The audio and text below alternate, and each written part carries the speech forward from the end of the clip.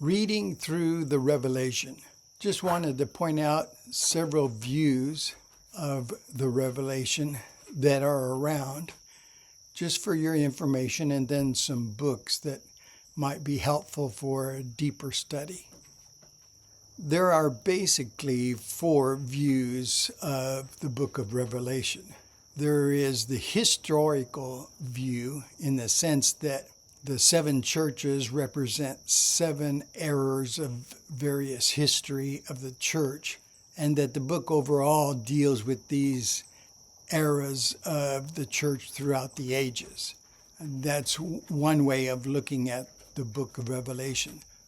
Another view of the book of Revelation is that it is all past, that everything in the book of Revelation has already happened, especially in maybe the first or second century.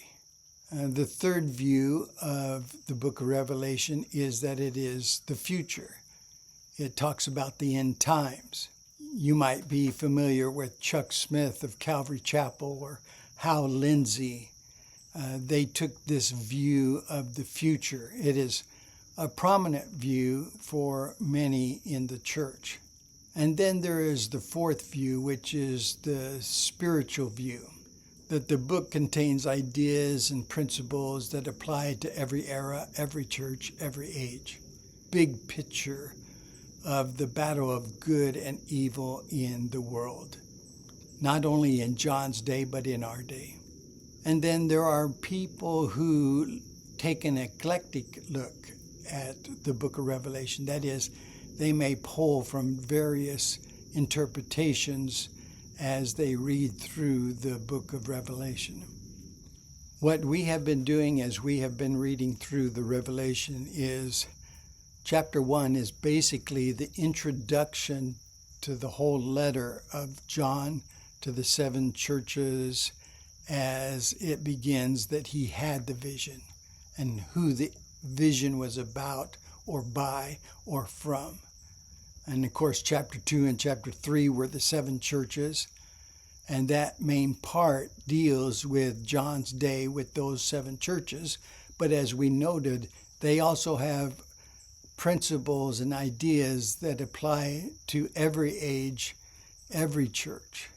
As we have continued through the book of Revelation, getting more into the symbolic area of good and evil, we have seen that throughout Revelation, there is what it meant for those people in John's day, around 96 AD, but that it has a dual interpretation, that there are also lessons and principles that we can apply to our lives and our churches in our day.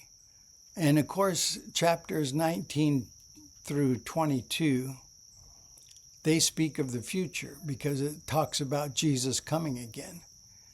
And so it has to be future because we are not living in the millennium and Jesus has not returned. So chapters 19 through 22 seem to speak of the future. And when we get to that part, we'll take note of the meanings of those chapters.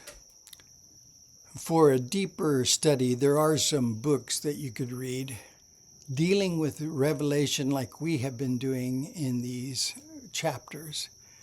You might find of interest Craig Keener's book, The NIV Application Commentary on Revelation. Darrell Johnson's book is called Discipleship on the Edge. It's a look at the book of Revelation. You might find that interesting. Also, N.T. Wright, Revelation for Everyone. And of course, if you're more interested in the futuristic interpretation, you might look at Hal Lindsey's book or Greg Laurie's book on Revelation or Chuck Smith's book on Revelation.